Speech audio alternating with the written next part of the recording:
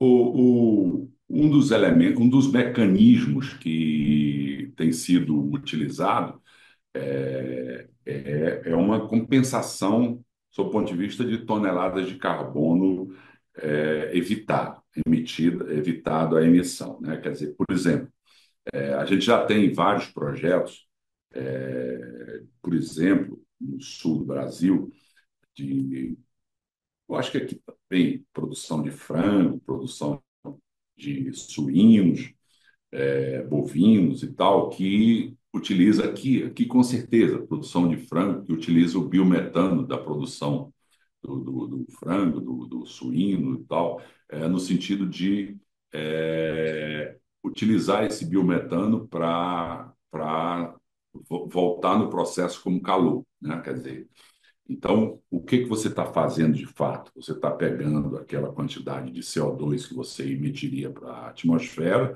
e está voltando para o processo, fazendo a utilização energeticamente de um metano, principalmente o metano, que que seria emitido para o meio ambiente.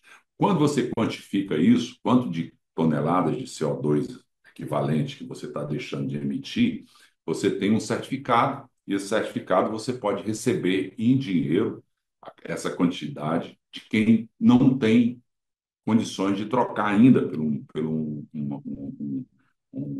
combustível renovável. Então, você tem um certificado de tem vários modelos de troca, e isso já está regulamentado no Brasil, e vale também para uma produção de geração de energia. Quer dizer, quando você, teoricamente, para gerar energia, para atender o mercado, por exemplo, Ceará, você teria que produzir energia térmica baseada em gás natural.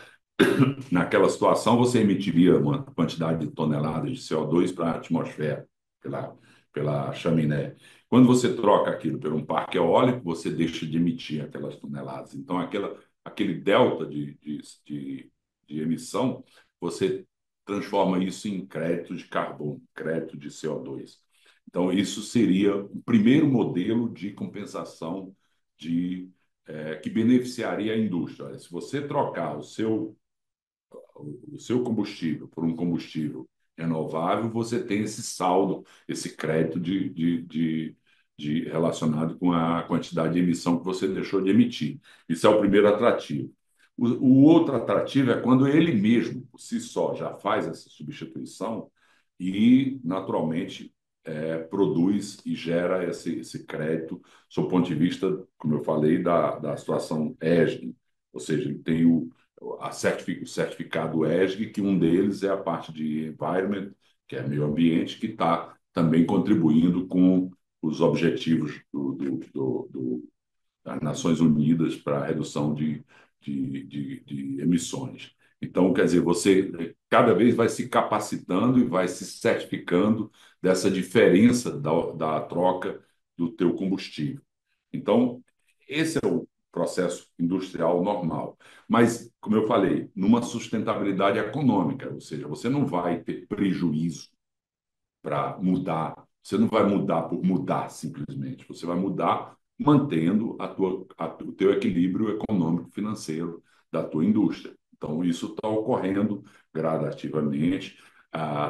O impulso de mudar muito brusco, que é, por exemplo, quando a gente está falando de transição energética para o hidrogênio, aí é uma mudança tecnológica muito, muito pesada, porque você não só tem a mudança da produção da eletrólise para produzir o hidrogênio, mas também tem a mudança dos equipamentos, da tubulação. A tubulação tem que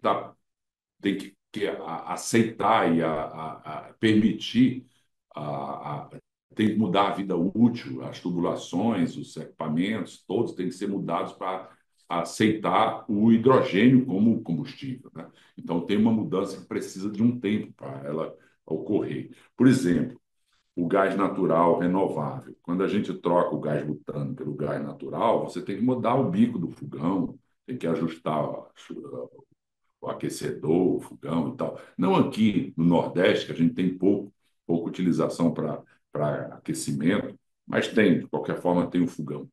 mas tem que ter uma mudança tecnológica do consumidor também. Então, a indústria não depende só da mudança dela, mas também depende da mudança tecnológica do seu consumidor. O seu consumidor tem que passar, pô, eu vou deixar de ser consumidor de gás natural, vou ser um consumidor de hidrogênio. Então, daqui a 5 anos, eu acredito que 5 anos é um horizonte, que eu sou otimista, que é viável, a gente vai estar com o nosso gás natural com uma mistura de hidrogênio. Então, a gente vai ter que mudar o nosso fogão, mudar o nosso aquecedor tecnologicamente para aceitar o consumo de um gás natural com mistura de hidrogênio, como já é, por exemplo, na Alemanha, como já é em alguns países, acho que até Portugal, Espanha, já tem uma quantidade de hidrogênio sendo circulado pelas redes de gás natural. Toda aquela indústria relacionada com isso foi transformada. Aqui a gente está ainda muito atrás, porque a gente ainda tem que levar o gás natural para o interior. Lá, por exemplo, para as olarias, lá no interior do estado, ainda consome lenha.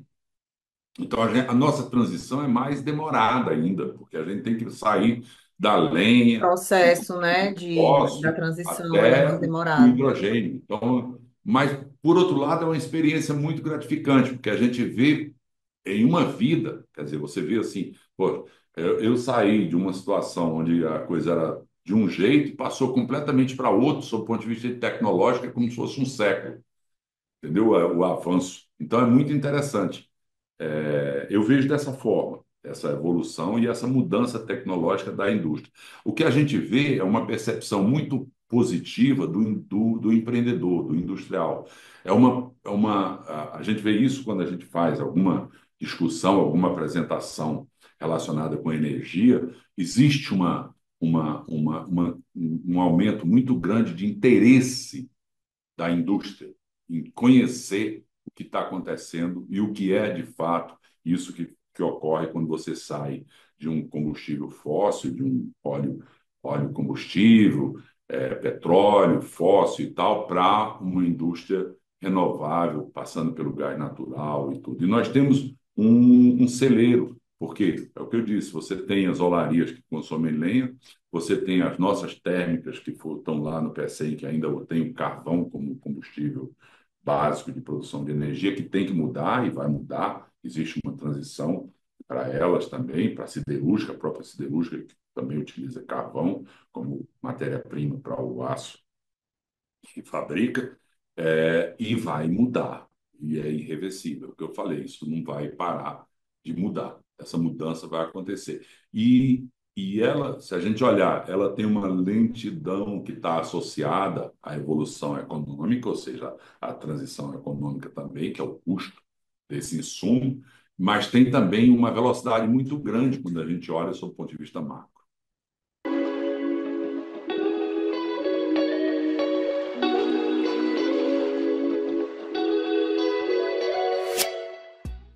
Inscreva-se no nosso canal, ative o sininho e fique por dentro dos melhores conteúdos.